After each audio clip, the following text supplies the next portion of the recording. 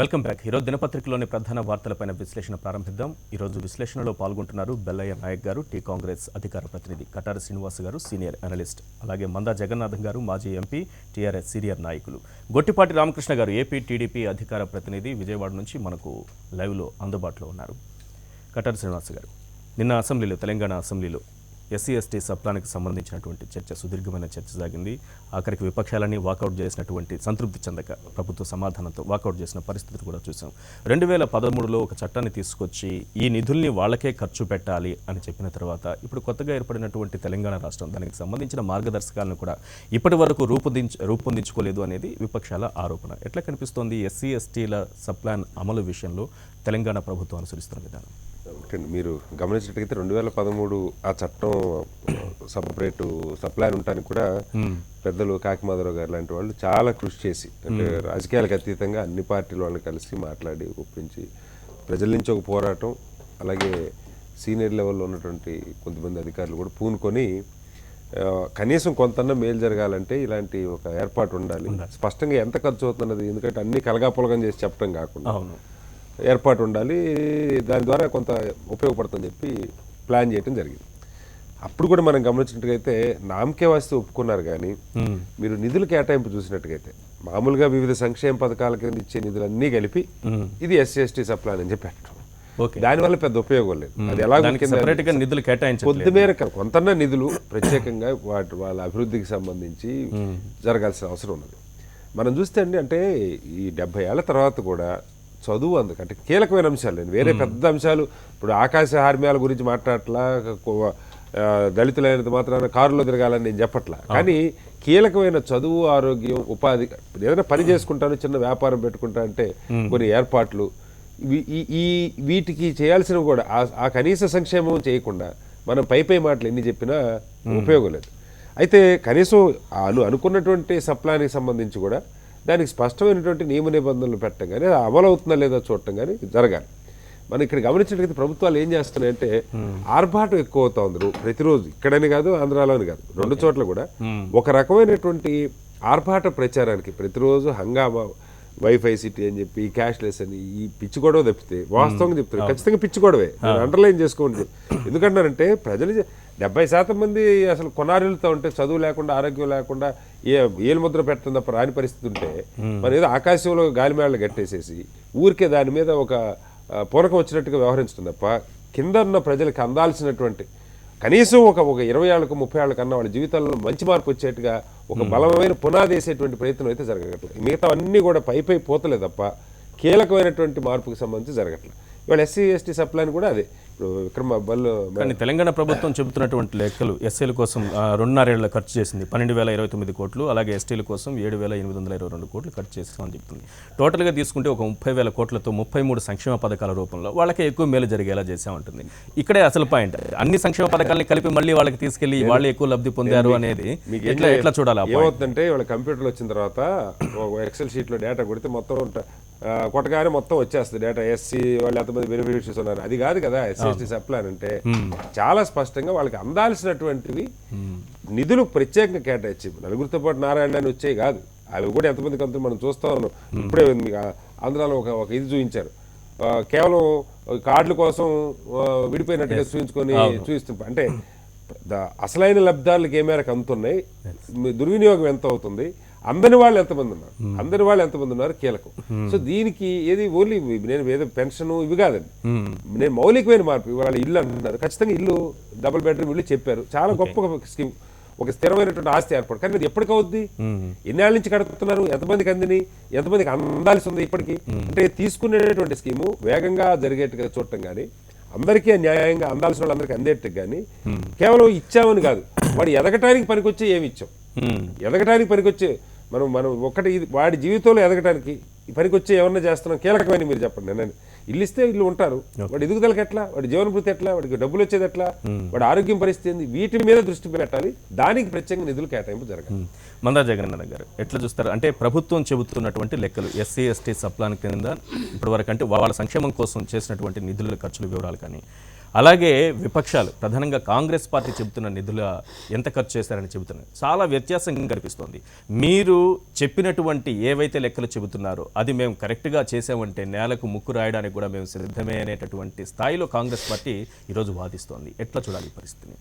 సరే, రాజకీయ మాటలను పక్కన పెడితే కొద్దిగా వాస్తవాలు కూడా మాట్లాడుకోవాల్సిన అవసరం ఉంది. మనం సాధారణంగా ఇటువంటి వేదికల ద్వారానే మరి ప్రజాభిప్రాయము సూచనలు వెళ్తూ ఉంటే గవర్నమెంట్ కూడా ఒక్కోసారి ఇటువంటి వేదికల ద్వారా వచ్చిందని గమనిస్తూ ఉంటారు. ఈనాడు ఎస్సీ ఎస్టీ సప్లైన్ గురించి ఈనాడు 2013లో ఏదో ఇక్కడ చట్టం చేశాను. అది కొత్త కాదండి, ఆల్రెడీ గవర్నమెంట్ ఆఫ్ ఇండియాలో it is existing. Every 5 year plan తర్వాత లేదా ఈ ప్లానింగ్ కమిషన్ వాళ్ళు అసెస్మెంట్ చేసేవాళ్ళు, అసెస్ చేసేవాళ్ళు ఏంటి వీళ్ళది ఎంతవరకు మనం చేపట్టిన స్కీమ్స్ అని. గతంలో ఏం చేసేవారు అంటే ఇన్ఫ్రాస్ట్రక్చర్ డెవలప్మెంటు, తర్వాత మౌలిక సదుపాయాల గురించి వీళ్ళు ఏంటంటే to bring them up PPL నుంచి ఏపీలో తీసుకురావాలన్న వాటి మీద థ్రస్ట్ చేశారు. ఇది స్పష్టంగా లేదా ప్లానింగ్ కమిషన్ వీళ్ళ డైరెక్షన్ రాయబడ్డ విషయం చెప్తున్నాను మీకు యాజ్ అ పార్లమెంటరీగా నేను గమనించింది. తర్వాత ఏం చేశారంటే ఇవన్నీ తర్వాత కొద్ది కాలం తర్వాత అంటే చట్టం రావడానికి ముందు పరిస్థితి ఒకటి చెప్పండి. 2013 చట్టం తీసుకురావడానికి ముందు వాళ్ళకి కేటాయించిన నిధులు దుర్వినియోగం అంటే ఇతర పథకాలకు మళ్ళీ ఏంటంటే మీరు నేపథ్యం చెప్పిన మమ్మల్ని చెప్పలేరు, మీరు ఇమీడియట్ ఇంటర్వ్యూ అవుతారు. మీరు ఇప్పుడు మీరేంటంటే కోర్టులలో అవునా కాదా చెప్పన్నట్టు కాదండి. గంటల కొద్ది మాట్లాడుకోవడానికి మాకు కూడా తెలుసు, అంతే కదా కాదు. ఇప్పుడు నేను నేపథ్యం ఎందుకు చెప్పా, చట్టం ఎప్పటి నుంచి ఉందని చెప్పాను. దానికి జనం తెలియాలి కదా, ఏదో కొత్తగా ఇవాళ చేసుకున్న చట్టం కాదు అది. ఇక్కడ చేయవలసి ఎందుకు వచ్చింది, ఆ చట్టాన్ని అమలు చేయనందుకే కదా. ఆ ఉన్న ఎగ్జిస్టింగ్ చట్టాన్ని మీరు చట్టంగా చేసి ఉంటే ఇక్కడ చట్టం కొత్తగా చేసుకునే అవసరం ఏముంది? సరే, కేంద్ర ప్రభుత్వం చేసిన చట్టాలు రాష్ట్ర ప్రభుత్వం కూడా చట్టాలు చేసుకోవచ్చు, కానీ కేంద్ర ప్రభుత్వం చేసిన చట్టమే ఎప్పుడైనా కానీ ప్రివైల్ అవుతుంది. అన్లెస్ అదర్వైజ్ మీరు రాష్ట్ర ప్రభుత్వాలు ఏదైనా ఎక్స్ట్రా కేంద్ర ప్రభుత్వం కంటే ఎక్కువ ఇచ్చి చేసేదని చేసుకుంటే తప్ప కేంద్ర ప్రభుత్వ చట్టాన్ని మీరు అమలుపరచాలి. మరి కేంద్ర ప్రభుత్వం చట్టం ఒకటి ఎగ్జిస్టింగ్గా ఉన్నప్పుడు రాష్ట్రంలో చట్టం చేయాల్సిన అవసరం మీకు అంటే మీరు you are agreeing that you are not implementing అని చెప్పేసి. ఇది కేంద్ర ప్రభుత్వం కానీ రాష్ట్ర ప్రభుత్వం కానీ నేను ప్రొలాంగ్డ్ పార్లమెంటరీ పీరియడ్లో కేంద్ర ప్రభుత్వం కూడా నాట్ 1/3 50% నిధులు ఎప్పుడు కరెక్ట్ స్పెండ్ చేయలేదు. చట్టం చేసిన కేంద్ర ప్రభుత్వం రాష్ట్ర ప్రభుత్వాలు డైవర్షన్ స్పష్టంగా దాంట్లో ఏం చేయాలంటే ఎస్సీ ఎస్టీ సబ్ ప్లాన్కి పెట్టిన ఫండ్స్ని దేనికి డైవర్ట్ చేయకూడదు. It should be carried forward and it is non lapsable. అంటే ఇప్పుడు నేను నా ప్రశ్న ఏంటంటే 2013 ఎస్సీ ఎస్టీ సబ్ ప్లాన్ చట్టం అనేది వేస్ట్ అని మీరు అంటారా? అంటే ఆల్రెడీ కేంద్ర చట్టం ఉంది కాబట్టి ఇది అవసరం లేదని అంటారా? నేను వేస్ట్ అని ఇక్కడ అనలేదు. కాకపోతే మీరు ఉన్న చట్టాన్ని ఎగ్జిస్టింగ్ చట్టాన్ని అమలు చేయకుండా ఒక చట్టం చట్టామని చెప్పేసి ఆడంబర చెప్పుకోవడం కాదు. సుప్రీంకోర్టు ఈ విషయంలో స్పష్టమైన ఒక కామెంట్ చేసింది కేంద్ర ప్రభుత్వం మీద, రాష్ట్ర ప్రభుత్వాల మీద. మీరేదో వీళ్ళు ఉద్ధరిస్తున్నారని చెప్పేసి 40-50 స్కీములు పెట్టడం కాదు, 1-2 స్కీములు గట్టిగా చెప్పి మాడిని చిత్తశుద్ధితో మీరు అమలు చేయండి. సుప్రీంకోర్టుకి అవసరం ఏమొచ్చింది అది అంటే మీరు కనుక ఈ చట్టాన్ని సరిగా అమలు పరిచింటారంటే వచ్చింది. తర్వాత coming to my state, yes of course కొత్తగా రాష్ట్రం ఏర్పడింది. ఒక విధంగా చూస్తానంటే వ్యత్యాసం చాలా ఉంది. ఇది కొద్దిగా ఆలోచించవలసిన విషయమే. ఎందుకంటే 27,000-28,000 కోట్ల అలొకేషన్స్ ఉన్నప్పుడు ఇక్కడ ఒక క్లారిటీ ఏంటంటే రెగ్యులర్ బడ్జెట్లో అందరితో పాటు ఇచ్చేది అది వేరు ఎస్సీ ఎస్టీలకు. కానీ government of India SC ST సప్లాన్ని ఎందుకు ఇంట్రొడ్యూస్ చేసిందంటే అన్లెస్ వీళ్ళకు ప్రత్యేకమైన నిధులు కేటాయించేసి దాన్ని ప్రత్యేకంగా వీళ్ళ అభివృద్ధికే వినియోగిస్తే తప్ప వీళ్ళు బీపీఎల్ నుంచి ఏపీఎల్ దాకా రాలేరన్న ఉద్దేశంతో చేసింది అది. ఇప్పుడేంటి ఒక డిస్కషన్ పెడతా ఉన్నారు, అందరితో పాటు వస్తున్నాయి కదా, అందరితో పాటు వస్తున్న వాటికి వీళ్ళ పర్సంటేజ్ ఎంత, వీళ్ళకి ఎప్పుడు మీరు ఎంపవర్ చేయాలి, వీళ్ళని ఎంపవర్ చేయాలన్న ఉద్దేశంతో ఈ సప్లైని పెట్టినప్పుడు లేదా ఇప్పుడు దాదాపు 28,000 కోట్లలో 12,000 కోట్లు ఖర్చు చేసామంటున్నారు. అంటే ఆల్మోస్ట్ లేదా నాట్ ఈవెన్ 50% కూడా ఖర్చు చేయాలి మనం. నేను అనుకుంటాను ఇది ఒక రకమైన కొద్దిగా సుదీర్ఘంగా ఆలోచించవలసిన విషయం, ఎక్కువ కాన్సన్ట్రేట్ చేయవలసిన విషయం కూడా రాష్ట్ర ప్రభుత్వాలకి. ఏ రాష్ట్ర ప్రభుత్వం అయినా ఇప్పుడు గతంలో కూడా రాష్ట్ర ప్రభుత్వాలను ఇదేగా చేశాయి. మేము పలుమార్లు పార్లమెంట్లో అడిగాము. ఇప్పుడు ఏంటంటే చిత్తశుద్ధి ఇక్కడ మనకు ఇన్ని డబ్బులు మిగిలిపోయినాయి. ఇప్పుడు 3 నెలలు అయితేనే బడ్జెట్ ఇదైపోతుంది, మళ్ళీ నెక్స్ట్ బడ్జెట్కి వెళ్తాం.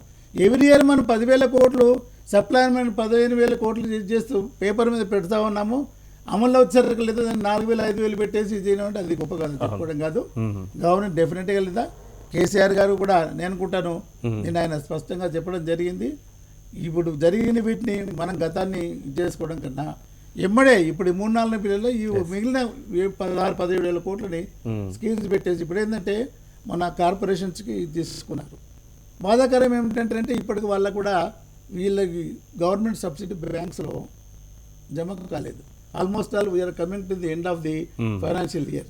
సో వీటి మూలన మిగిలిపోతూ ఉంటాయి. ఎవరి క్వార్టర్కి మామూలుగా ఏం చేస్తారంటే ఎవరి క్వార్టర్స్కి లబ్ధిదారులను సెలెక్ట్ చేసేసి వాళ్ళకి అది ఇప్పుడు మెకానికల్ గా జరుగుతున్నట్టుగా ఉంది తప్ప సార్ మిగతా వాళ్ళు మాట్లాడారు గారు ఒకటి మందా జగన్నాథ్ గారు చాలా ఓపెన్ గా చెప్పారు. ఇంకా ప్రభుత్వం చేయాల్సింది ఉంది, ఇంత ఖర్చు పెట్టింది ఇంకా చేయాల్సింది కూడా ఉందని చెప్తుంది. కానీ నిన్న అసెంబ్లీలో జరిగిన ప్రభుత్వం ఇచ్చినటువంటి సమాధానం మన మందా జగన్నాథం గారు ఇచ్చినట్టుగా కనపడలేదు. కాంగ్రెస్ పార్టీకి ప్రధానంగా ఏంటి చెప్పండి. అంటే జగన్నాథం గారు కూడా అన్ని వాస్తవాలు ఒప్పుకున్నారండి. డైవర్ట్ చేయట్లేదు, అవును, అందుకే నేను చెప్తున్నా. ఆయనకు సీనియర్ పార్లమెంటరీను, ఆయన ఢిల్లీ నుంచి కూడా మొదటి నుంచి కూడా ఈ వర్గాల కోసం పనిచేసినటువంటి వ్యక్తి. ఆయన మేబీ ఆయన ఏ పార్టీలో ఉన్నా దళితుల కోసం, గిరిజనుల కోసం, పేద ప్రజల కోసం పనిచేసేటటువంటి వ్యక్తి. అయితే నిన్న ప్రభుత్వం అబద్ధాలు చెప్తున్నది అసెంబ్లీ వేదికగా. చాలా బాధాకరమైనటువంటి అంశం. ఎందుకంటే 28,000 కోట్ల రూపాయలు ఎస్సీలకు కేటాయించినటువంటి డబ్బు ఈ 3 సంవత్సరాలు. మొదటి సంవత్సరం 7,500, తర్వాత 8,500, ఈ సంవత్సరం 10,000 కోట్లు కేటాయించింది. మొత్తం 28,000 కోట్లలో ఖర్చు పెట్టింది 7,000 కోట్లు ఎస్సీలకు సంబంధించి. ఎస్టీలకు సంబంధించి 5,500 కోట్లు మొదటి సంవత్సరం, తర్వాత 6,000 కోట్లు కేటాయించారు. ఈ సంవత్సరం 5,800 కోట్లు కేటాయించారు. ఈ 15,000 కోట్లలో ఖర్చు పెట్టింది 2,500 కోట్లు దాటలేదు ఇంతవరకు. అయితే ప్రభుత్వం ఎస్సీ ఎస్టీలకు కలిపి 9,000 కోట్లు, 9,500 కోట్లు దాటలేదు ఖర్చు. 12,000 కోట్లు ఖర్చు చెప్పినామని చెప్తున్నది. అది కేంద్ర చట్టమైనా రాష్ట్ర చట్టమైనా అంతిమంగా మొత్తం బడ్జెట్లో ఎస్సీ ఎస్టీలకు సంబంధించినటువంటి బడ్జెట్ను వాళ్ళకి కేటాయించి ఖర్చు చేయాలనేది ఉద్దేశం. వీళ్ళ అభివృద్ధి కోసం పాటుపడాలనేటటువంటి ఆలోచన. కేంద్ర ప్రభుత్వ చట్టాన్ని పూర్తి స్థాయిలో అమలు చేయలేదు కాబట్టి రాష్ట్రం గతంలో దాని మీద ఒక కమిటీ చేసి అవేర్నెస్ను క్రియేట్ చేసి దామోదర్ రాజ నరసింహ గారి నాయకత్వంలో కేంద్ర చట్టాన్ని ఎందుకు అమలు చేయరు? ఒక చట్టం ఉండగా కాబట్టి తిరిగి జగన్నాథం గారు కాబట్టి ఇది అది మంచిదే. అయితే ఇంకా ఇంత అవేర్నెస్ క్రియేట్ చేయడానికి అది ఉపయోగపడ్డది మనకి రాష్ట్ర ప్రభుత్వ చట్టం కూడా. ఆ చట్టాన్ని తెలంగాణ గవర్నమెంట్ కూడా అడాప్ట్ చేసుకున్నది. ఉమ్మడి ఆంధ్రప్రదేశ్లో ఉన్నటువంటి చట్టాన్ని మన గవర్నమెంట్ ఆమ్ చేసుకున్నది. రెండోది దానికోసం ఒక నోడల్ ఏజెన్సీని ఏర్పాటు చేయాల్సినటువంటి అవసరం ఉంది. గైడ్ లైన్స్ ప్రిపేర్ చేయాల్సినటువంటి అవసరం ఉంది. అవి చేయడం వల్ల ఏమవుతుందంటే అధికారులు కూడా ఇప్పుడు ఎందుకు అసలు ఎస్సీ ఎస్టీ సప్లాన్ చట్టం అవసరమే ఉన్నది? ఎస్సీ ఎస్టీ ప్రతి శాఖలో కేటాయించేటటువంటి డబ్బులో జనాభా ప్రకారం ఎస్సీ ఎస్టీల వాటాను ఎస్సీ ఎస్టీలకు ఉంచి వాళ్ళ అభివృద్ధి కోసం వాటిని కేటాయించాలి. ఫర్ ఎగ్జాంపుల్ ఇరిగేషన్ డిపార్ట్మెంట్ ఉంది. ఇరిగేషన్లో కేటాయించేటటువంటి 10,000 కోట్లు, 15,000 కోట్లు, ఈ సంవత్సరం అయితే 25,000 కోట్లు మన రాష్ట్ర ప్రభుత్వం కేటాయించింది. ఈ 25,000 కోట్లలో 15% ఎస్సీల కోసం, 6% ఎస్టీల కోసం ఖర్చు చేయాల్సినటువంటి అవసరం ఉంటుంది. అది ఖర్చు చేయడం ఆ డిపార్ట్మెంట్ కాదు, దానికి ఒక నోడల్ ఏజెన్సీని పెట్టి ఆ డబ్బంతా ఇక్కడికి తీసుకొచ్చి దీని ద్వారా ఖర్చు చేసి అది పర్టికులర్గా ఎస్సీ ఎస్టీ అది కాలేదు. అదే కదా బాధాకరం. ఇప్పుడు మన దగ్గర అది ప్రిపేర్ కావాల్సినటువంటి అవసరం ఉంది.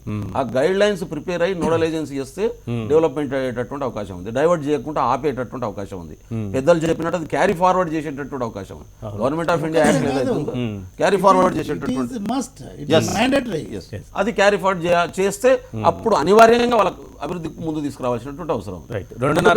రెండోది ఇదొకటి ప్రభుత్వం చట్టాన్ని గైడ్లైన్స్ తీసుకురావాల్సినటువంటి అవసరం. రేపు 17 నుంచి అసెంబ్లీ సమావేశాలు జరుగుతున్నాయి కదా, గౌరవ ముఖ్యమంత్రి గారు ఆలోచించి ఆ గైడ్లైన్స్ని మీరు రిలీజ్ చేయండి. ప్లస్ స్ట్రిక్ట్ ఆర్డర్స్ చేయండి. డైవర్ట్ కాకుండా స్ట్రిక్ట్ ఆర్డర్స్ చేయాల్సినటువంటి బాధ్యత ప్రభుత్వం మీద ఉంది. రెండోది టీఆర్ఎస్ పార్టీ ఎన్నికల సందర్భంగా గిరిజనులకు ఇచ్చినటువంటి హామీలు, దళితులకు ఇచ్చినటువంటి హామీలు నేనంటున్నా నాట్ ఈవెన్ 1% ఇంతవరకు ఇంప్లిమెంట్ కానటువంటి పరిస్థితి. 17 హామీలు గిరిజనులకు ఇచ్చారు, ఒక్కటి కూడా ఇంప్లిమెంట్ కాలేదండి. ఒక్కటి కూడా.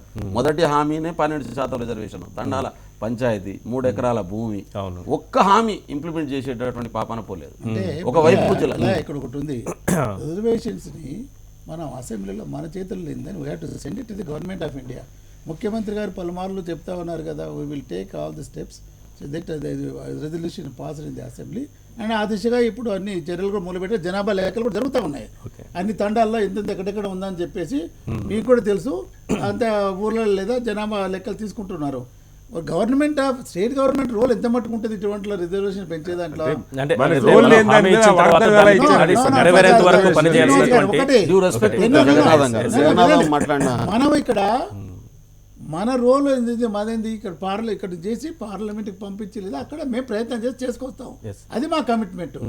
So now we're in the process of taking the గణన తీసుకుంటున్నాం. ఏంది 500 మందిలో పంచాయతీలు చేయాలి.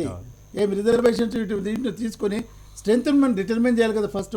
అటువంటిప్పుడు మొన్న జరిగిన సెన్సస్ లెక్కలు ఉన్నాయండి. కొత్తగా జగన్నాథం గారికి దృష్టికి ఇంకో విషయాన్ని తీసుకురాదలుచుకున్నాను నేను. గతంలోనే 50 కోట్ల రూపాయలు కేటాయించి దాన్ని మొత్తం ఉమ్మడి ఆంధ్రప్రదేశ్లోనే సర్వే చేసి తెలంగాణలో ఎన్ని తండాలు పంచాయతీలు అవుతాయి, ఆంధ్రప్రదేశ్లో ఎన్ని తండాలు పంచాయతీలు అవుతాయనే లిస్టు ప్రభుత్వం దగ్గర ఉన్నది.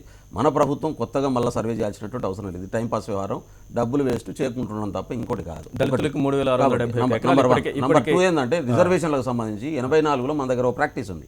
గతంలో ఎన్టీ రామారావు గారు ముఖ్యమంత్రిగా ఉన్నప్పుడు 4% ఉన్నటువంటి ఎస్టీ రిజర్వేషన్ 6%కి, 12% ఉన్న ఎస్సీ రిజర్వేషన్ 15%కి పెంచినటువంటి పరిస్థితి. అది రాష్ట్ర క్యాబినెట్ డిసిషన్ తీసుకున్నది, రాష్ట్రమే జీవనం తీసుకొచ్చింది. రాష్ట్ర ప్రభుత్వ రిజర్వేషన్లకు సంబంధించి మనం కేంద్ర ప్రభుత్వ రిజర్వేషన్లకు సంబంధించి అక్కడికి పంపించాల్సి ఉంటుంది. ఎస్సీ ఎస్టీలకు ఉన్నటువంటి క్లాస్ ప్రకారం ఆర్టికల్ 16 ప్రకారం రాష్ట్ర ప్రభుత్వం ఇవాళ ఇక్కడ వాళ్ళ జనాభా ప్రకారం రిజర్వేషన్లు పెంచుకునేటటువంటి అవకాశం ఉంది. ఒకవేళ 50 దాటితే 50 దాటకుండానే చేసుకునేటటువంటి అవకాశం ఉంది. కాబట్టి ఆ ప్రయత్నం చేయట్లేదు. అది చేయకుండా కమిషన్లు వేసి టైంపాస్ చేసినటువంటి పరిస్థితి కొనసాగుతోంది. రెండోది భూమి కొనుగోలు పథకంలో 3,000 ఎకరాల భూమి ఎస్సీలకు కొనుగోలు ఇచ్చారు. మొదటి సంవత్సరం 1000 కోట్లు కేటాయించారు, రెండో సంవత్సరం 1000 కోట్లు కేటాయించారు, మూడో సంవత్సరం కూడా 1000 కోట్లు కేటాయించారు, 20 కోట్లు ఖర్చు పెట్టారు. ఇది వాస్తవం. ఎస్టీల కోసం ఇంతవరకు 1 ఎకరం భూమి తీసుకున్నటువంటి పాపాన పోలేదు. నంబర్ 1. ఉద్యోగ రంగంలో ఇవాళ కనుక మనం తీసుకుంటే ఒకవైపు అడ్మిషన్లు జరుగుతున్నాయి, రిజర్వేషన్లు పెంచకపోవడం వల్ల ఎస్సీ ఎస్టీలు నష్టపోతున్నటువంటి పరిస్థితి ఉన్నది. ఆఫీసర్ల ప్రమోషన్లకు సంబంధించి చాలా డిపార్ట్మెంట్లకు 18 మంది ఆఫీసర్లు ఇవాళ ఎస్సీ ఎస్టీలు హెడ్ ఆఫ్ ది డిపార్ట్మెంట్లో అయ్యేటటువంటి అవకాశం ఉంటే వాళ్ళకి ఇవ్వకుండా ప్రభుత్వం రిటైర్డ్ అయినటువంటి ఓసీ ఆఫీసర్లకు ఎక్స్టెన్షన్ ఇచ్చి కొనసాగిస్తున్నటువంటి పరిస్థితి ఉన్నది. నిన్న కాక మొన్న ఒక చీఫ్ సెక్రటరీ ఎస్టీకి సంబంధించిన ఆయన రిటైర్డ్ అయితే ఆయనకు ఎక్స్టెన్షన్ తీసుకురాలేకపోవడంలో ప్రభుత్వ చిత్తశుద్ధి కనబడతా ఉన్నటువంటి పరిస్థితి. ఎందుకు ఇవన్నీ చెప్తున్నాం అంటే ప్రభుత్వం ఉద్దేశపూర్వకంగానే ఎస్సీ ఎస్టీలకు వ్యతిరేకంగా ఉందా అనే అనుమానం కలుగుతుంది. ఆ అనుమానం రాకుండా చూసుకోవాల్సినటువంటి బాధ్యత ప్రభుత్వం మీదనే ఉంటుంది. అదేవిధంగా ఇవాళ మేజర్ సెక్టర్ అండి తెలంగాణలో ఎస్సీల ఉన్నటువంటి 59 కులాల్లో మాలా మాదిగా అనేటటువంటి 2 కులాలు ప్రధానమైనటువంటి కులాలు. ఈ ప్రధానమైనటువంటి కులాల్లో క్యాబినెట్లో ఒక్కరికి కూడా అవకాశం ఇవ్వకపోవడం అనేటటువంటి చాలా బాధాకరం. ఎస్సీ సంక్షేమ శాఖకు దళితుని ఎందుకు మంత్రిగా చేయలేదు అనేది ఒకటి. సిఎస్ గా పనిచేసినటువంటి ప్రదీప్ చంద్ర విషయంలో కూడా మీరు లేదు మరి ఎక్కువ అక్కడ అడుగుతున్నాను, ఎందుకు ఇలాంటి ఆరోపణలు నన్ను కంక్లూడ్ చేయండి ఒక సెకండ్. కాబట్టి ప్రభుత్వం ఓవరాల్గా తన కార్యాచరణ ద్వారా కానీ మాటలలో ఏం చెప్పినా కార్యాచరణ ద్వారా ఈ 2 సామాజిక వర్గాలకు వ్యతిరేకంగా ఉన్నదనే మెసేజ్ అయితే ఇవాళ ఈ వర్గాల్లో ఉన్నది. రైట్. ఈ 2 పాయింట్లు అయితే ఎక్కువగా అసెంబ్లీలో నిన్న వినిపించినటువంటి ప్రధానమైన ఆరోపణ ప్రభుత్వం పైన. ఖచ్చితంగా అంటే అవకాశం ఇచ్చినప్పుడు మాత్రమే. నాకు తెలియకుండానే వచ్చాను, రన్అట్ అయిపోయానని ఆయన అన్నారు మాజీ సిఎస్. నేనేమన్నానంటే అవకాశం ఇవ్వకుండా నిరూపించుకునే అవకాశం ఉండదు. అవకాశం ఇచ్చినప్పుడు సమర్థత నిరూపించుకునే అవకాశం. ఈ ఎక్స్టెన్షన్లు ఇచ్చే పద్ధతి అంత సరైన పద్ధతి ఏం కాదు. మనకు కావాలనుకున్న వాళ్ళకి ఎక్స్టెన్షన్ ఇస్తున్నాం, వద్దనుకున్న వాళ్ళని పక్కన పెడతా ఉన్నాం. ఇది మంచి పద్ధతి కాదు. వారు చెప్పినట్టు నిజంగా అర్హులు ముఖ్యంగా ఈ సెక్షన్స్ ని అత్యున్నత స్థానంలో కూర్చోబెట్టాల్సిన అవసరం కూడా ఉన్నది. మనం ముఖ్యమంత్రి గారు చేసింది చెప్పాలంటే నేనేమన్నానంటే ముఖ్యమంత్రి గారు ఇచ్చిన హామీలు రాజకీయంగా దళితుడు ముఖ్యమంత్రి దగ్గర నుంచి పోయి మనం వాళ్ళు ఎక్కడో ఉన్నాం అంటే చాలా ఉన్నాయి మనం మాట్లాడుకుంటే. దళితుడు ముఖ్యమంత్రి పోయాడు, మహిళ కనీసం మంత్రి లేదు అంటే వివక్ష. సమాజంలో ఈ సెక్షన్స్ 50% మహిళలకు ఒక మంత్రి లేదు. వారు చెప్పినట్టు ఎస్సీలో కీలకమైన వరకు ఆ మాలకి సంబంధించి ఒక్కటి కూడా ఇవ్వాలి. ఇద్దరు చెప్తున్నారు 2 ఇక్కడ తెలంగాణలో మాదిగా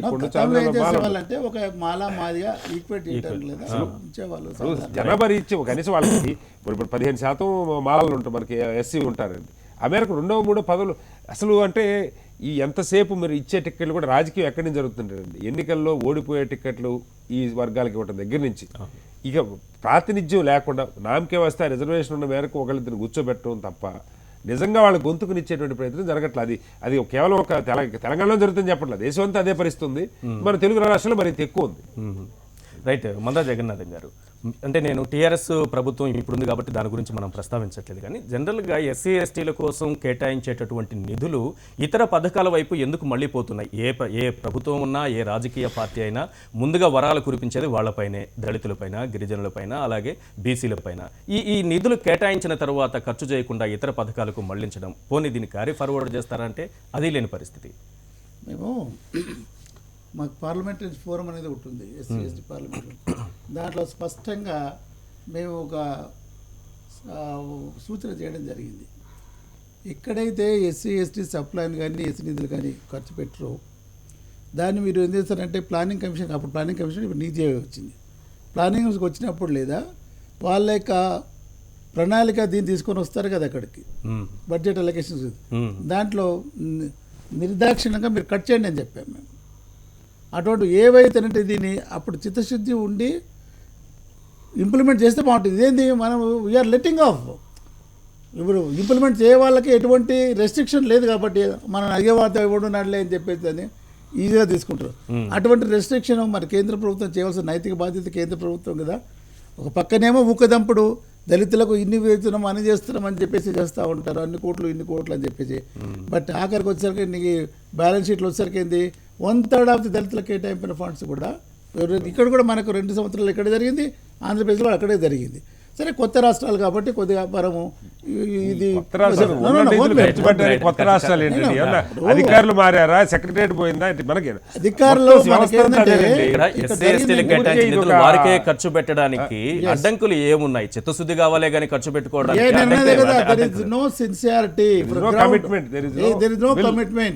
అందుకని మేమేం చేసాం, పార్లమెంట్ లో ఫోరం ద్వారా చాలా స్ట్రిక్ట్ గా ఇది పెట్టామంట. మీరు ప్లానింగ్ వీళ్ళ దీంట్లో కట్ చేయండి, అటువంటి ఆటోమేటిక్ ఏం చేస్తారు తెలుసా వీళ్ళు, ఇది ఇంప్లిమెంట్ చేయబోతారంటే మేము అప్రూవ్ చేయమని చెప్పండి ప్లాన్. అటువంటి డెఫినెట్గా లేదా గవర్నమెంట్ ఇది చేస్తారు. సో అటువంటి నియంత్రణ కేంద్ర ప్రభుత్వం నుంచి మనకు లేదు. వెళ్తున్నారు, ఆటోమేటిక్ చేస్తున్నారు. ఇప్పుడు ఇక్కడ డైవర్షన్, లోకల్ లెవెల్ డైవర్షన్స్, అది దానికి దీనికి అన్నప్పుడు లేదా దీనిలో కేంద్రం రోల్ పెద్దగా ఉండదు సార్. అంటే వారికి తెలుసు అనుకున్నా, ఒక చట్టం నిధులు రాష్ట్ర ప్రభుత్వమే ఖర్చు పెట్టాల్సింది రాష్ట్ర ప్రభుత్వం ప్రధానంగా. నేను కూడా చెప్పాను, ప్లాన్ ఎవరి దగ్గర పోతుంది అప్రూవల్ కి? కేంద్ర ప్రభుత్వం అప్రూవ్ చేస్తుందా, రాష్ట్ర ప్రభుత్వం? ఇక్కడ మనం ఒక చట్టం తెచ్చుకొని ఈ చట్టం ప్రకారం నిధులు కేటాయించుకొని ఇవి ఖర్చు పెట్టడానికి కేంద్రం ఏమైనా అభ్యంతరం చెప్తుందా? అభ్యంతరము కేంద్రము మరి ఎందుకు వీళ్ళని క్వశ్చన్ చేయట్లేదు? ఓకే, రాజ్యాంగంలో వీళ్ళకి ఇంత ఇంత ఉందని చెప్పి ఇవ్వనప్పుడు వాడిని చెప్పడం బాధ్యత ఏంటి? రైట్, కేంద్రం క్వశ్చన్ చేయలేదని మనం వదిలేయలేం కదా. కేంద్రం క్వశ్చన్ చేయలేదు. Governor doing what is the president of India doing? ఎన్నిసార్లు వాళ్ళ దృష్టికి తీసుకెళ్ళినా లేదా? మనకు రాజ్యాంగంలో ఉంది ప్రధానమంత్రి, వాళ్ళ దీని మీద రాష్ట్రపతి ఇది చేయాలి, కానీ is the custodian of the every citizen of the country, president of India. Like wise governor is the custodian every citizen of that particular state.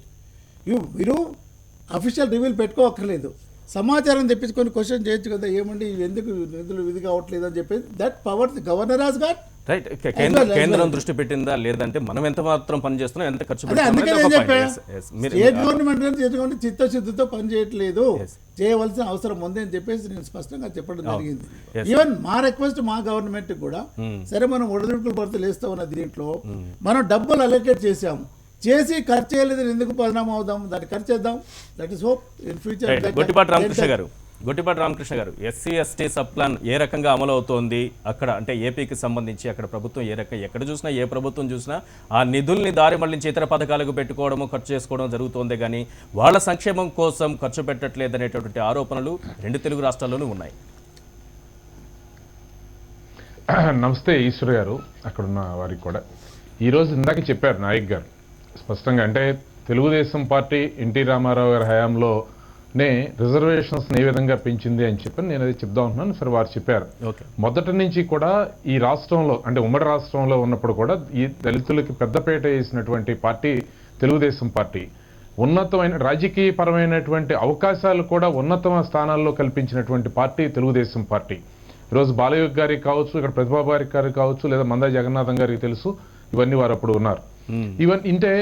ఇంతే కాకుండా ఈరోజు నిధులకు సంబంధించినటువంటి విషయాల్లో కూడా పెద్ద ఎత్తున నిధుల్ని ఖర్చు చేసినటువంటి ప్రభుత్వం కూడా తెలుగుదేశం ప్రభుత్వమే. తర్వాత వచ్చినటువంటి కాంగ్రెస్ ప్రభుత్వాలు కొన్ని అవాంతరాలు కావచ్చు, లేదా వాళ్ళకి దానిలో చిత్తశుద్ధి లేకపోవటం కావచ్చు, సక్రమంగా నిధుల్ని వినియోగించకపోవటం వల్ల వాళ్ళకి కేటాయించిన నిధులు వాళ్ళకే వినియోగించాలని చెప్పని ఈ సబ్ ప్లాన్ తీసుకురావడం జరిగింది 3 సంవత్సరాల నాడు. అది ఇప్పుడు సరే 5 సంవత్సరాల నాడు సుమారుగా అప్పుడే 3 years అయిపోయింది అనుకోండి. 230. అంటే అయినా కూడా నేను మొదటి నుంచి మేము చెప్పేది అదే, ప్రభుత్వాలకి చిత్తశుద్ధి ఉండాల్సినటువంటి అవసరం ఉంది, కానీ చట్టాలు చేసి ఉన్న పక్కన పెడతాం వల్ల ఉపయోగం లేదు అని చెప్పని. మరి వీళ్ళు కేవలం చట్టాలు చేసి పక్కన పెట్టేసేటువంటి ప్రక్రియ, అంటే ఏదో కంటి తుడుపు చర్యకు సంబంధించి ఏదో మేము ఇది ఇచ్చేస్తున్నాం అది చేస్తున్నాం అని చెప్పేదానికి సంబంధించి తప్పించి చిత్తశుద్ధిగా దాన్ని ఇంప్లిమెంట్ చేసేటప్పుడు మాత్రం లేదు. కానీ తెలుగుదేశం ప్రభుత్వం ప్రతిసారి కూడా వాళ్ళ సంక్షేమానికి వాళ్ళ కార్యక్రమాలకి సంబంధించినటువంటి ప్రతి అంశంలో కూడా చిత్తశుద్ధిగా కృషి చేస్తా ఉంది. కాబట్టి బడుగు బలహీన వర్గాల వారు ప్రత్యేకించి రామకృష్ణ గారు ఒక్కసారి ఇంటర్వ్యూ అవుతాను ఇక్కడ. రామకృష్ణ గారు ఒక్కసారి ఇంటర్వ్యూ అవుతాను.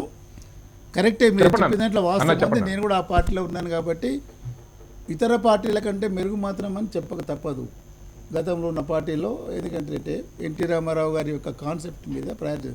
కాకపోతే ఏంటంటే ఒకసారి బాబు గారికి మేమంతా డిస్కస్ చేస్తున్నాము. మీకు తెలుసు, నేను పొలిట్ పీరియడ్లో కంటిన్యూస్గా ఉన్న రోజులు ఆ రోజుల్లో విశాఖపట్నంలో 100 years ఆఫ్ రిజర్వేషన్ ఒక ఇంప్లిమెంటేషన్ వచ్చింది. ఒకటి ఇంప్లిమెంటేషన్ మీద ఒక సదస్సు జరిగింది. దాంట్లో బొజ్జా తారంగ్ గారు, అత్తవాళ్ళ ఇప్పుడు కేంద్ర మంత్రి వాళ్ళంతా వచ్చారు. ఆనాడు స్పష్టంగా ఒక నివేదిక తీసుకుని వచ్చారు. ఏమంటే 6,000 కోట్ల రూపాయలు state government of Andhra Pradesh diverted to other ఇది ఎస్సీపీవి తర్వాత ఇది అని చెప్పేసి. ఈ విషయాన్ని నేను మన చంద్రబాబు గారిని అడిగాను పొలిట్ బ్యూరో మీటింగ్లో. సార్ అవన్నీ అలిగేషన్స్ చేస్తూ ఉన్నారు, మీరు ఏంటంటే ఆయన ఉలుకులేదు పలకలేదు, దాని చెప్పలేదు. మీరు ఒకటి ఏంటంటే చేస్తూనే తెలుగుదేశం పార్టీ ఆ రోజుల్లో డైవర్ట్ చేయలేదు అని అనకండి మీరు. ఎందుకంటే డైవర్ట్ చేసింది తెలుగుదేశం పార్టీ. ఆ రోజుల్లో 6,000 కోట్లు అంటే దాని వాల్యూ ఇప్పుడు చెప్పండి ఎంత ఉండొచ్చు. కాకపోతే నేను అందుకని ఇందాక success all governments they are not with this as మ్యాండేటరీగా చేయాలి కాబట్టి రాజ్యాంగం ఉందా చేస్తారు. కానీ సిన్సియర్గా లేదా ఈ వర్గాలను పైకి తీసుకురావాలి. మాట్లాడుతున్నప్పుడు ఇప్పుడు టీఆర్ఎస్ ప్రభుత్వాన్ని అనటం లేదు, గతంలో ఉన్న ప్రభుత్వాల గురించి కూడా మనం మాట్లాడుకున్నాం. ఎందుకని నేను చెప్పానంటే it was doing better job than other political parties where TRS was not existing at that time. Ramakrishna గారు thank you for appreciation of the Jagannatham గారు. నేను అనేది అది ఇప్పుడు అంటే పూర్తిగా డైవర్షన్. అసలు ఒకటి సార్, మనం బడ్జెటే చూస్తే ఈశ్వర్ గారు బడ్జెట్లో కేటాయించినటువంటి ఎలికేషన్స్ ఏదైతే ఉన్నాయో ఆ ఎలికేషన్స్ అన్నీ కూడా ఎక్కడా కూడా ఈ ప్రభుత్వంలో ఈ 2 రాష్ట్రాలే కాదు సార్, ఇతర రాష్ట్ర ప్రభుత్వాలు కూడా పూర్తి స్థాయిలో ఆ ఎలికేషన్కి సంబంధించి పూర్తిగా దానికే వాడుతున్నటువంటి దాఖలాలు ఎక్కడా లేవు సార్. ఒక్కసారి అదందరూ కూడా ఆమోదించవలసినటువంటి విషయం నేను అనుకుంటా ఉన్నాను. అదే కదా మనం చేస్తున్న తప్పు, అదే కదా దాని గురించే కదా ప్రశ్న. మనం చేయలేదు, ఏ రాష్ట్ర ప్రభుత్వం చేయట్లేదు, ఎక్కడ అనడం ఎంతవరకు సమంజసం? నేనేమంటానంటే ఈ నిధుల్ని ఇప్పుడు ఈ నిధుల్ని ఆ రోజు ఉండి ఆ నిధుల్ని సక్రమంగా లేదా ఆ నిధులను ఉపయోగించుకోవడానికి కొన్ని ఇప్పుడు ఉదాహరణకి ఈ కార్పొరేషన్ సంబంధించి లోన్స్ ఇస్తూ ఉంటారు సార్, ఆ తరగతులకు సంబంధించి లోన్స్ ఇస్తూ ఉంటారు కులాలకి. ఆ లోన్స్ తీసుకునేటప్పుడు లేదా అక్కడ దాన్ని అమలు పరిచేటప్పుడు సరైనటువంటి లేదంటే దానికి సంబంధించినటువంటి అర్హతలు కలిగినంత కొంతమంది రాకపోతే ఆ నిధుల్ని వేరే దానికి అప్పటికి డైవర్షన్ చేసినటువంటి సందర్భాలు ఉండొచ్చు. నేను దాన్ని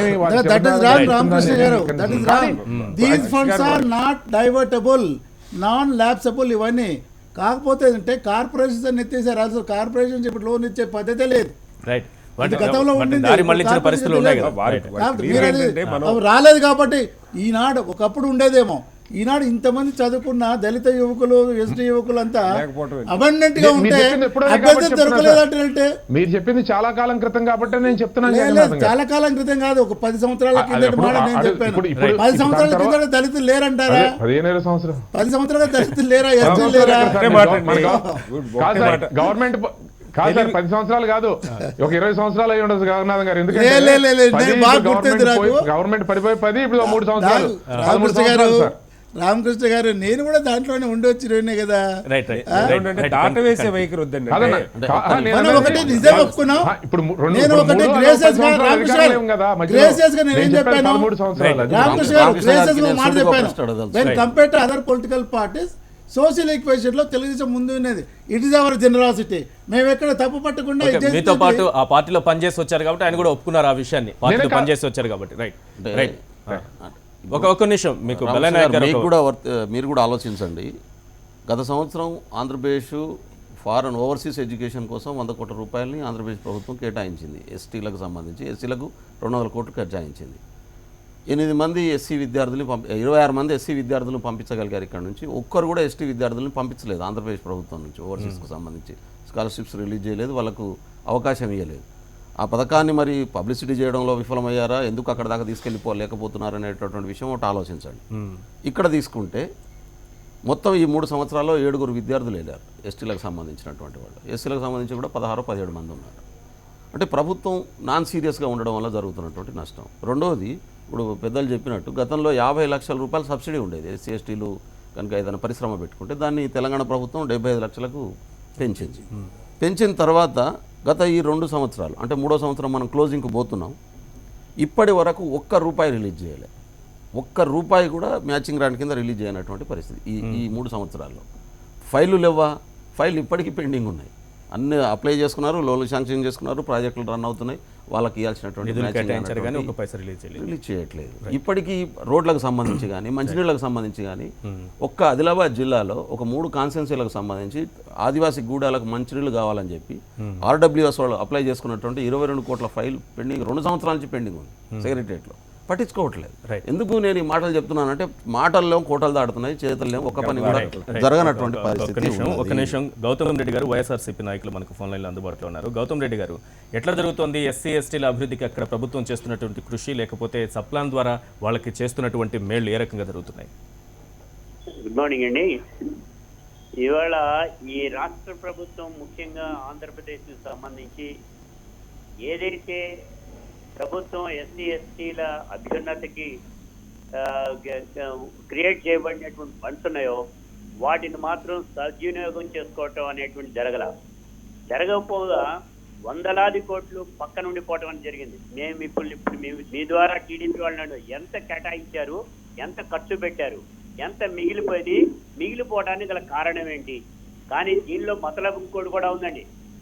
ఒక రోడ్డు వేయాలి అని అంటే దాంట్లో కనుక ఎస్సీస్ కనుక ఓ 10 కుటుంబాలు ఉండి 90 కుటుంబాలు కనుక ఓసీలు కనుక ఉన్నట్లయితే ఆ రోడ్డు ఎస్సీ ఫండ్స్ నుంచి తీసి దానికి రోడ్లు వేసినటువంటి ఘనత కూడా చంద్రబాబు నాయుడు గారిదే. కావాలంటే రామకృష్ణ గారు కూడా ఉన్నారు కాబట్టి ఆధారాలతో కూడా చెప్పగలను నేను. అవన్నీ కూడా కార్పొరేషన్ కి పండించినటువంటి ఫండ్స్ కానీ పల్లెటూరులో వేసేటువంటి రోడ్లు కానీ వాళ్ళ అభ్యున్నతికి వారు తీసుకునేటువంటి చర్యలు ఏంటి? ఇవి ఆన్సర్ చెప్పనండి. ఎన్ని మిగిలిపోవాల్సిన కారణం ఏంటి? వందలాది కోట్ల రూపాయలు వాళ్ళకి ఇవ్వాల్సినటువంటి ఆగిపోవడం అనేది జరిగింది.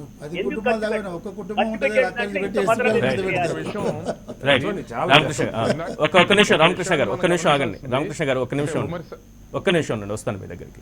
చాలా తెలివిగా ఇలాంటివన్నీ జగన్నాథం గారు కూడా చెప్తున్నారు. అవును, ఎక్కడైనా జరుగుతుండొచ్చు, ఎక్కడ జరుగుతుండొచ్చు, అక్కడ జరుగుతుంది. అంటే జగన్నాథం గారు లాంటి వాళ్ళకి ఏంటంటే జీవితం అంతా ఆ లక్ష్యాల కోసం పనిచేసి ప్రభుత్వాలు ఏం చేస్తాయి, ఏ పార్టీలో ఉన్నా ప్రభుత్వాలు ఏం చేస్తారో లోపల మనకు అంతరాత్మకు తెలుస్తూ ఉంటుంది. ఇంతకన్నా దారుణం ఏమైనా ఉందా మనం మాట్లాడుకుందాం అంటే మోసం చేయటం కాదా?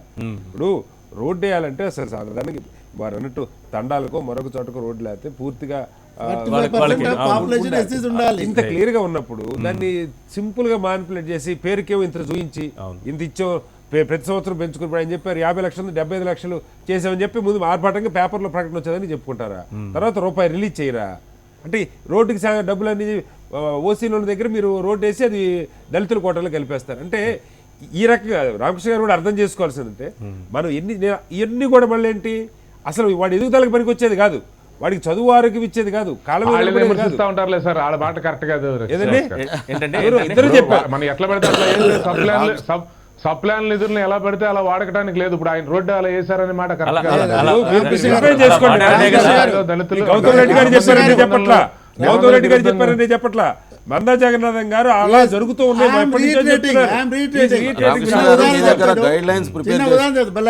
రామకృష్ణ గారు అప్పుడు మన ప్రభుత్వమే నేను కూడా అక్కడే ఉన్నాను. ఆ రోజుల్లో తలకొండపల్లి అని ఒక మండలం ఉంది మాకు, ఏది పక్కనే హైదరాబాద్కి పక్కనే ఉంటాం. అక్కడ ఏం చేశారంటే ఒక ఊర్లో మోతవారు వచ్చాడు నా దగ్గరకు, వచ్చి సార్ పలానా దాని మీద ఇరిగేషన్ దీని మీద ఒక చెక్ డ్యామ్ కట్టేది ఉంది అనుకుంటూ వచ్చాడు. ఏంటంటే మరి డబ్బులు అయితే లేవు కానీ ఎస్సీ దీంట్లో ఉన్నాయి సార్, మీరు ఎస్సీలు ఏమన్నా నాకు లెటర్ రాయండి సార్ అన్నారు. నేనైనా పాపులేషన్ ఎంతమంది ఎస్సీలు రైతులు ఉన్నారు అక్కడ అన్నాను. ఒక స్టిపులేషన్ ఏం తెలుసా రామకృష్ణ గారు, ఏ బెనిఫిట్ అయినా ఎస్సీపీ కింద 45% of beneficiaries should be the SC ST population. అది ఇగ్నోర్ చేస్తూ ఇందాక మన ఎవరు గౌతమ్ రెడ్డి గారు అయినట్లేదా 10 కుటుంబాలు బట్టి ఒక కుటుంబం ఉన్నా ఎస్సీ పలానా ఇంటి నుంచి రోడ్ అక్కడ మన అది మెన్షన్ చేయరు. ఎస్సీ ఫ్యాక్టరీ వచ్చి ఎస్సీ ఉన్నాడు కదా అక్కడ. How this are being manipulated and misuse అవుతున్నాయి. మనం గ్రేసెస్ ఒప్పుకుంటే ఏంటంటే దీన్ని ఇదే విధంగా మనం డిఫెండ్ చేసుకుంటూ పోయినప్పుడు మనం న్యాయం చేయలేం రామకృష్ణ గారు. మనం కరెక్ట్ చేసుకోవడానికి లేదా మనం ఇంట్రాస్పెక్ట్ చేసుకోవాలి ఫస్ట్. అప్పుడు నేను అబ్జెక్ట్ చేశాను, నేను ఒప్పుకోలేదు దానికి, నేను I will not right a letter I said. అదేవిధంగా ఐటీడీఏ నుంచి ఒక రోడ్ కావాలి మోతుబర్ల ఊరికి, వాళ్ళు ఏమైనా కొద్దిగా మంది ఇదైనా కట్టాల్లో పిరమిడ్ దగ్గర ఏమి ఐటీడీఏకి లెటర్ రాయండి సార్ 90 లక్షల రూపాయలు ఆ రోడ్డు కావాలని చెప్పేసి. అంటే అక్కడంతా వీళ్ళు చెంచులు వాళ్ళు లేనే లేరు. కాకపోతే ఐటీడీని రాయమంటే ఐ డి నాట్ రైట్. కానీ ఎక్కడో ఎవరినో పట్టుకొని తెచ్చుకుని ఆ రోడ్ వేసుకున్నారు. So is it not misusing the funds? మీ ఒక్కళ్ళ సమస్యను కాదు, ఇంత స్పెసిఫిక్ గా జరుగుతున్నమాట వాస్తవం. ఆత్మ పరిశీలన కంక్లూడ్ చేయండి, మనం వేరే అంశంలోకి వెళ్తున్నాం. రామకృష్ణ గారు అదే సార్, నేను ఇప్పుడు ప్రభుత్వం యొక్క ఇందాక చెప్పారు జగన్నాథం గారు, ఇందాక చెప్పాను, థ్యాంక్ యూ. అది ఇప్పుడు ఒకటి తెలుగుదేశం ప్రభుత్వం తెలుగుదేశం పార్టీకి సంబంధించి దళితులకి వాళ్ళకి సంబంధించిన సమస్యల పరిష్కారం చిత్తశుద్ధితో ఒకవేళ ప్రొసీజర్ ల్యాబ్స్ అంటే ఒకవేళ ఇప్పుడు ఎందుకంటే వారు చెప్పినట్టుగా ఎందుకంటే వారు ఎంపీగా ఉండి లేదంటే వారు ముఖ్య నాయకులుగా ఉన్నప్పుడు చెప్పినటువంటి దాన్ని నేను అది మీరు అబద్ధం చెప్తున్నారు లేదంటే అట్లా అని చెప్పట్లేదు. అది ప్రొసీజర్ ల్యాబ్స్ గా జరిగేది లేదా ఆ స్థానిక నాయకులు ఎవరైనా ఒత్తిడి మేరకు జరిగేటువంటి అంశాలు ఒకటి రెండింటిని మొత్తం ప్రభుత్వానికి పార్టీకి సంబంధించి చిత్తశుద్ధికి ఆపాదించాల్సినటువంటి అవసరం లేదు.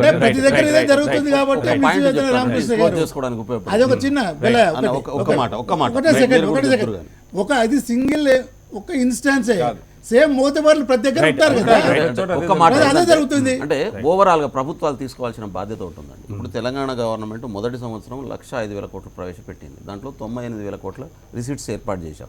అంటే మనం మొత్తం ఇంప్లిమెంటేషన్లో 6 కోట్లు తగ్గింది, 6,000 కోట్లు తగ్గింది. నేనేమంటున్నానంటే ఎస్సీ ఎస్టీకి సంబంధించినటువంటి రేషియో కూడా ఆ పద్ధతిలో తగ్గితే ప్రాబ్లం లేదు, కానీ మొత్తంగానే ఎత్తేసింగ్తో దానికి డైవర్ట్ చేసేటటువంటి విధానం మారాల్సినటువంటి అవసరం ఉంది. రైట్. మనం ఇంకో అంశంలో కదా కటారి శ్రీనివాస్ గారు, నిన్న కర్నూలు ప్రకాశం జిల్లాలో జగన్ పర్యటన సందర్భంగా ఆయన అంటే రాష్ట్ర ప్రభుత్వ వైఫల్యాలను ఎత్తి చూపుతూ అనేక సమస్యలను చూపించారు. ప్రజలకు ఏమేమి వాగ్దానాలు చేసి ఏమేమి హామీలు నెరవేర్చలేకపోయారు అని చెప్పుకుంటూ వెళుతున్న సమయంలో ఆయన చేసినటువంటి వ్యాఖ్యలు, సీఎం చంద్రబాబు అద్దాల మేడ నుంచి బయటకు వస్తే ప్రజల్లోకి వస్తే ప్రజలు రాళ్లతో కొట్టండి అనడం. గతంలో కూడా ఇలాంటి వివాదాస్పద వ్యాఖ్యలు చేశారు. అలాగే ఈయన అంటే ఒక ప్రతిపక్ష నేత ఒక ముఖ్యమంత్రి మీద చేసినటువంటి వ్యాఖ్యలు, సీఎం సమక్షంలో ఒక ఎంపీ ప్రతిపక్ష నేత మీద చేసినటువంటి వ్యాఖ్యలు కదా మనం అనంతపురంలో చూసాం. ఏంటి ఈ వ్యాఖ్యల పరిస్థితి? అంటే రాజకీయాల్ని శృతి తప్పే పరిస్థితికి శృతి మించే రీతికి తీసుకెళ్ళటం కరెక్ట్ కాదు. భాష అంటే ఒక రకమైనటువంటి అసహనం నాయకుల్లో మనం గమనించాలి. ఒకవైపు అధికార పార్టీకేమో అధికారంలో ఉన్నారు, అబ్సల్యూట్ మెజారిటీతో ఉన్నారు, ఈ ఎమ్మెల్యేలని అడ్డగోలుగా తీసుకోవాల్సిన అవసరం లేదు, అంగీకరించాలి. అంటే ఎంత మనం కళ్ళు మూసుకొని పిల్లి పాలు తాగుతుంది అనుకున్నట్టుగా వ్యవహారం ఉంది తప్పే. మా దగ్గరికి మా అభివృద్ధి చూసి వస్తా ఉన్నారు, నిన్న కూడా చెప్తా ఉన్నారు. ఏ రకంగా ఒక్కొక్క ఎంపీని ఇది ప్రాంతాలకు అతీతం కాదండి. ఆంధ్రాలో తెలంగాణలో 2 చోట్ల అధికార పార్టీలు చేస్తున్నటువంటి మీరు చెప్తారు రామకృష్ణ గారు, మీకే ఇస్తాను. అంటే వాళ్ళ ఉద్యోగాలు, వాళ్ళ వ్యాపారాలు, స్కూల్ ఉంటే స్కూలు, కాలేజ్ ఉంటే కాలేజీ, గ్రానైట్ ఫ్యాక్టరీ ఉంటే గ్రానైట్ ఫ్యాక్టరీ, ఏ ఇండస్ట్రీ ఉంటే ఆ ఇండస్ట్రీ, వాళ్ళని పీక బిసికినట్టుగా చేసేసి ఒకవైపు డబ్బులు ఆఫర్ చేయటం ఒకటి, పదవులు ఆఫర్ చేయటం ఒకటి, ఈ రెండింటికి కూడా లొంగకపోతే వాళ్ళని ఉక్కిరి బిక్కిరి ఆడి గాలి ఆడకుండా చేసి లాక్కుపోతున్న సంఘటనలు జరుగుతూ ఉన్నాయి. వాస్తవం ఇది, అంగీకరించి తీరాలి. పేర్లు కావాలంటే చెప్తాను నేను. నెంబర్ 1, దీనివల్ల మీకు వచ్చే లాభం ఏంటి నాకు అర్థం కాల. ఇవాళ కేంద్రం డిక్లేర్ చేస్తోంది, సీట్లు పెరిగే పరిస్థితి కూడా లేదు, ఎందుకు చేస్తున్నా అర్థం కాదు. సో అది చేస్తూ కూడా ప్రతిపక్షాలకి సహజంగానే ఒక ఇది ఉంటుంది. కానీ మనకు అధికారం రాలేదంటే మనం జగన్ గారే ఉన్నారు, ఆయన ప్రతిపక్షం ఉన్నాడు, ఒక మంచి మెజారిటీ ఎమ్మెల్యేలు ఉన్నారు, ఆయన ప్రజా ఉద్యమాలు చేయాలి, జనంలోకి వెళ్ళాలి, నిజంగా ప్రభుత్వం తప్పులుంటే ఎత్తి చూపాలి. అది జరగట్లా. ఆయన నెలకో 15 రోజులకు ఒకసారి ఒక స్టేట్మెంట్ ఇచ్చి కూర్చుంటే కాదు. ఎందుకంటే కీలకమైన ఇష్యూస్ మీద ఇప్పుడు ఉదాహరణకి ప్రత్యేక హోదా ఉందండి, నిజంగా ఆంధ్రప్రదేశ్ ప్రజలు మర్చిపోయేలాగా చేస్తా ఉన్నారు. కీలకమైన అంశం హామీ ఇచ్చారు, అది రాకుండా మార్పు జరగదు. ఇలాంటి వాటి మీద పని జరగట్లా. భాష విషయంలోకి వచ్చేసరికి కొంచెం అదుపులో పెట్టుకోవడం అవసరం. దారి తప్పించే పని, ప్రజల్ని తప్పుదారి పట్టించే ప్రయత్నం జరగకూడదు. రైట్. రామకృష్ణ గారు,